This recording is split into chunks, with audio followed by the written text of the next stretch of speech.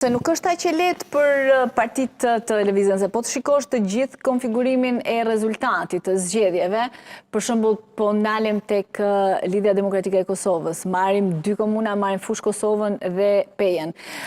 Zoti Muhaxheri merr mandatin e 4 në Pejë, ndërsa në Fushë Kosovë, të cilën e kishte drejtuar për shumë vite LDK-ja, sapo ndroi kandidatin, kaloi në duart e vetëvendosjes. Janë dinamika ndryshme. Edhe të sigurt edhe partit. Janë dinamika të ndryshme. Në rastin e Fushë Kosovës pati një tërheqje vullnetare të kryetarit aktual të komunës. Këtë po them, domethënë e rëndësishme që erdhi një i ri aty, pra tjetër, pra edhe kjo i vë pak në pozitë. Jo detyrimisht ndryshimi duhet të jetë thjesht për të bërë një ndryshim.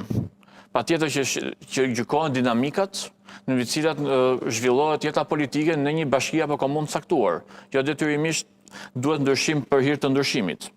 Dhe absolutisht që në rastin konkret, duke pasur parasysh që zoti Hamza kishte ndërmarrë një hap drejt politikës qendrore, Partia Demokratike e Kosovës gjykoi të arsyeshme të kandidonte zotin Tahiri, një profil teknicien, politikan i ri, i cili kishte një njohje të thellë mbi problematikat e komunës. Në rastin e zotit Muhaxheri, një rast sepse zoti Muhaxheri nuk kishte shfaqur. Nuk e kisha si individ, e kisha si ne mund marrim një krahasim tjetër që në rastin e Gjilanit, një kandidat i ri, i cili nuk arriti dot në radhat e Lidhjes Demokratike të Kosovës, nuk arriti dot, kishte performancën e menduar në raport me zotin Tahiri, nëse mund t'i marrim si 2 komponentë, por megjithatë unë duhet të them që sidoqoftë janë dinamika dhe specifika të komunave përkatëse, sepse edhe në këtë rast zoti Tahiri ishte një kryetar në detyrë, ndërsa zoti Ismaili në Gjilan ishte gjithsesi kandidati i opozitës. Po, që edhe në Gjilan që pas ikjes ish kryetarit të Gjilanit, duket se LDK-ja ende nuk ka arritur të rikuperojë votat.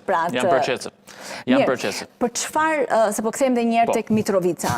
Mitrovica është e ndarë. Kemi Mitrovicën e Veriut, Mitrovicën e Jugut, po e them për efekt qytetarëve që na ndjekin, i ndan një urë të dyja. Mitrovicat e Veriut përgjithsisht drejtohet nga serbët, pasi ka një shumicë serbe, e Jugut nga shqiptarët.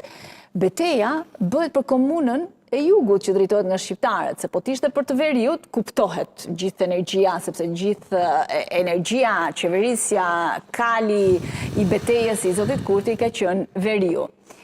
Por kjo Mitrovica e Jugut çfarë i duhej për të bërë gjithë këtë betejë, se çdo parti, çdo komuni duhet, po mund të merrte kryeqytetin dhe jo Mitrovicën, mund ta bënte betejën aty.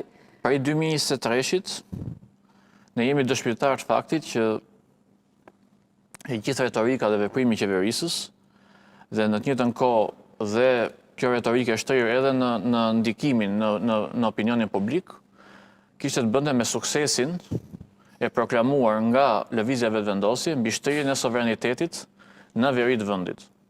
Dhe në bisedat ndryshme që mund të hasen si në opinionin publik në Kosovë, shpesh njerëzit absolutisht radhisin këtë sukses sipas tyre të qeverisë Kurti mbi shtrirjen e sovranitetit, pavarësisht se ky në radhë parë nuk mund të quhet një sukses i qeverisë Kurti, por është një sukses absolutisht i organeve ligjzbatuese, i policisë Kosovës dhe me të gjitha dhe i një bashkëpunimi shumë të rëndësishëm me faktorin ndërkombëtar dhe me UMNIK-un, i cili absolutisht i garanton qetësinë dhe stabilitetin në zonën përkatëse. Pra, ky moment në cilin proklamohet nga qeveria Kurti si sukses, nuk mund të konsiderohet një sukses vetëm i qeverisë Kurti, por publiku, një pjesë e publikut në Kosovë, absolutisht që e ka përftuar si të tillë, dhe zoti Kurti ka arritur në fakt jo pa sukses, që ta shtoj këtë ndikim në opinionin publik dhe ky mendim dhe ky evokim i këtij suksesi, padyshim që të ndikoi dhe ka ndikuar dhe në rezultatin politik elektoral të zotit Kurti dhe në muajin shkurt, pra ka qenë ndikues pozitiv, por në të njëjtën kohë dhe në Mitrovicë, në pjesën e Mitrovicës Jugut, pikërisht ky evokim absolutisht i ka ndikuar pozitivisht zotit Kurti në të 2 zgjedhjet. Pse i duhet zotit Kurti Mitrovica e Jugut? Spari për këtë që tham. Së dyti, tashmë Mitrovica e Veriut, për shkak të zgjedhjeve të zhvilluara të rregullta të tetorit, tashmë do të drejtohet nga lista serbe, si rezultat i vullnetit të shprehur nga zgjedhësit atje. Tashmë nuk do të ketë më një drejtues shqiptar, pas që ishte i tillë pas tërheqjes që ndodhi 2 vite më parë.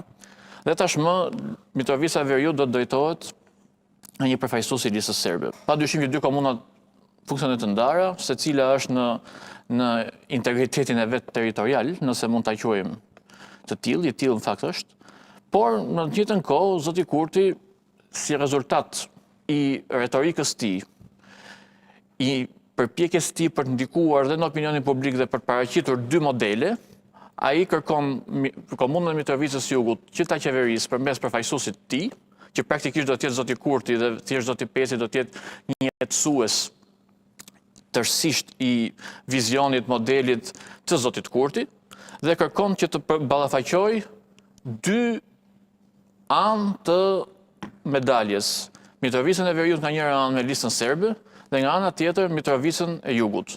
Fabula e ndërtuar nga zoti Kurti gjatë kësaj periudhe politike është antagonizmi me listën serbe, pavarësisht që regjistrimet caktuara kanë treguar përfaqësues të tij, të cilët kanë qenë në biseda dhe në negocimet caktuara me listën serbe, por ai është përpjekur që në opinionin publik të shtrijë një moment në cilin të tregojë qartë që ai është i vetmi antagonist me listën serbe, sepse zoti Kurti ka një vokacion, ashtu siç është shprehur natën e pas përfundimit të rezultateve, që ne ishim të vetëm kundër gjithëve.